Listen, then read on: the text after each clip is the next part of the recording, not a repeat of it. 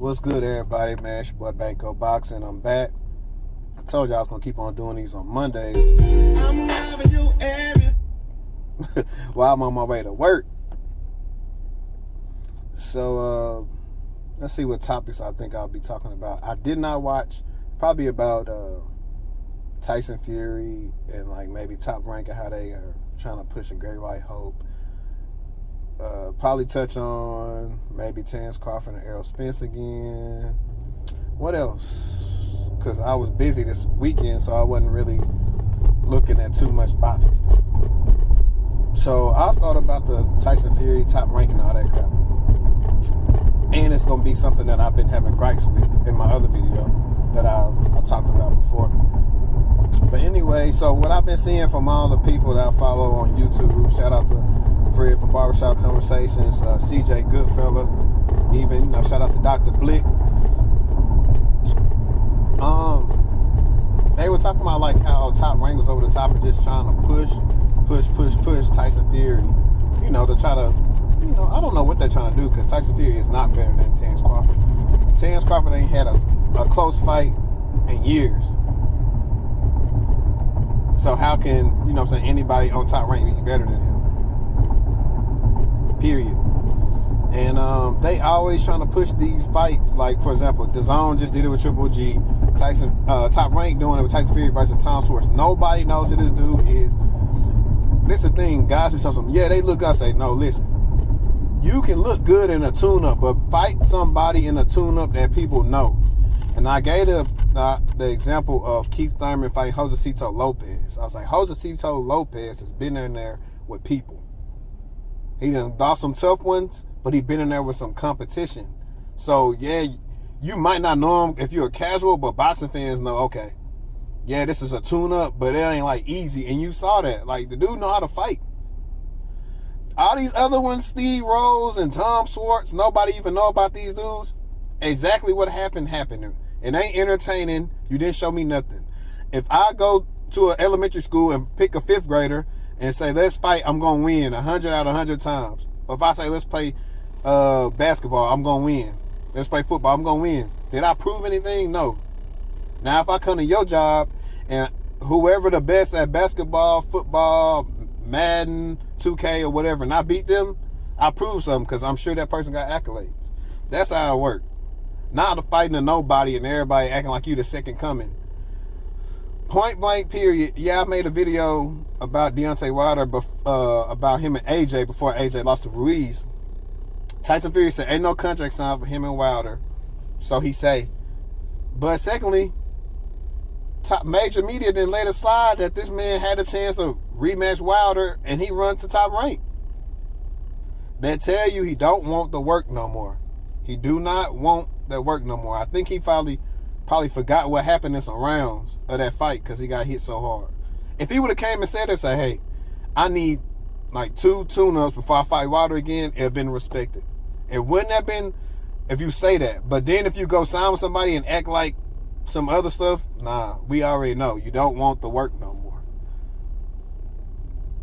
Top Rank, just something else, man. And they was talking about the atrocious commentary, Andre Ward letting Tim Bradley say whatever he want to say. Yeah, man, that's why I couldn't be like that either, man. Like CJ be talking about, I probably don't have I really don't want to go cover no fighters, do all that other stuff just because for what? You can't ask the questions you want to ask or they going to revoke your media passes. So what's the point?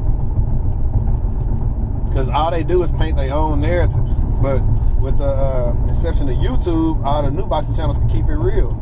We don't have to follow no protocol. You're talking about we can call it straight down the middle. No biasness. You got biased channels or whatever, true. But then you got people that keep it real. So yeah, man. Stop supporting. Matter of fact, shout out to Kelly Enigma. I watched the video that Kelly did yesterday. Said the attendance for that fight with Fury was like 9,000 people. And since also it was on ESPN Plus, we will not know how many people actually tuned in. I know I didn't tune in. People was asking me, hey, what about the fight? I said, man, I ain't watching that. I got better stuff to do. Like, boxing fans, find something else to do when they trying to play us with these fights, man. if it's just gonna be a mixed match like that, don't watch. Like, hands down right now, the best fight card coming up is Manny Pacquiao versus Keith Thurman. That's the best fight card that's probably been put together the whole year. And when you look at who fighting, you're like, okay, PBC finally did a really good card. And that's keeping it honest.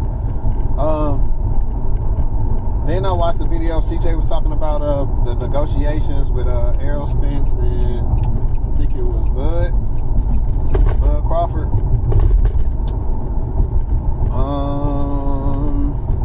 I've been telling people on the little boxing groups on Facebook that the money that they think is there for the fight, I don't know what they think, but it's not there. Like, these dudes still ain't household names. I'm out here in Dallas, and still people don't all know who Errol Spence is.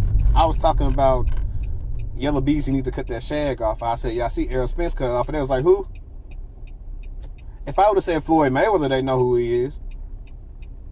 So you constantly got Errol and them fighting. Well, they was fighting on Showtime or whatever, and this and that. Their notoriety is not like this.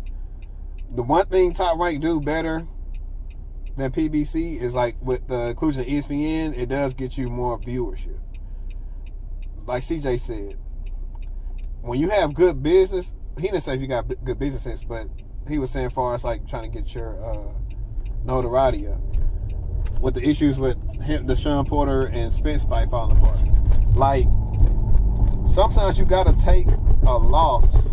Not necessarily a loss, but not something that maybe not being your best favor to make a big move later on down the line. So if you fight on regular Fox and you get, let's say, a Sean Porter and Errol Spence unification bout, do 6 to 10 million views on regular Fox.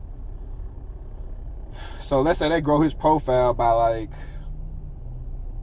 30% on Instagram or something, maybe. Like, I think he had maybe like 500,000 followers now or something crap like that. I think. I can't look at it right now because I'm driving. So let's say he get close to 1 million and this and that. That makes him and Bud fight that much bigger. And Bud's keep on fighting on ESPN. That's getting him, like, they can't put him on pay-per-view because they don't have nobody that people really want to see him fight for him to put on pay-per-view, so they can't be doing that no more. Like, don't give nobody like Amir Khan that money. He didn't deserve it. But anyway, that's besides the point. They could potentially do 1 million pay-per-view buys. I don't see them doing no 2 million. They ain't that known. I don't know what money they think they're going to make.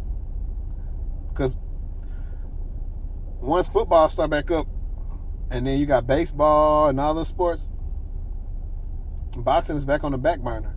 So this is a time right now where these guys should be fighting to improve their profiles, just like when he fought on NBC at the Olympics.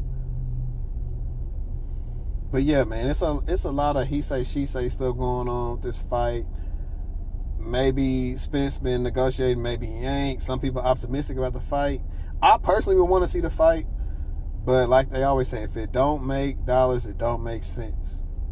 It's still a big risk. It's still a big risk for Spence.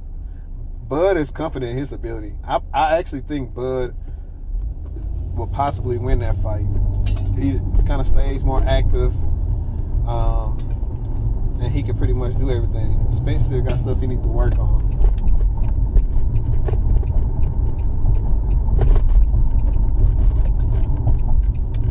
And that's not no knock against Spence. Like CJ Goodfellas said, man, Spence started boxing late. All the Buds, the Adrian Broners, the Floyd Mayweathers, they've been boxing way longer than Errol Spence. So that's why they also peaked way before him. And I hate to make it about, I'm not really going to make it about AB, but I'm just going to say something like that. Like, people like that peaked at a certain age way higher because they was that much better at a younger age than Errol Spence was. If I'm 27, I think Errol Spence may be 29, close to 30. If I'm not mistaken. And he, you know what I'm saying, he's just peaking. People like Floyd and Manny, and maybe you could say Miguel Cotto, Bernard Hopkins and stuff like that, showing you that, you know, you can fight past 30-something. But most of the time, in boxing years, 30 is an old age. But anyways, guys, I might do a part 2 stream on when I'm driving back to work. But if y'all like so far what I've been talking about, man, please subscribe. hit the like button, hit the bell icon button, man, and share this on your social media. I'm out.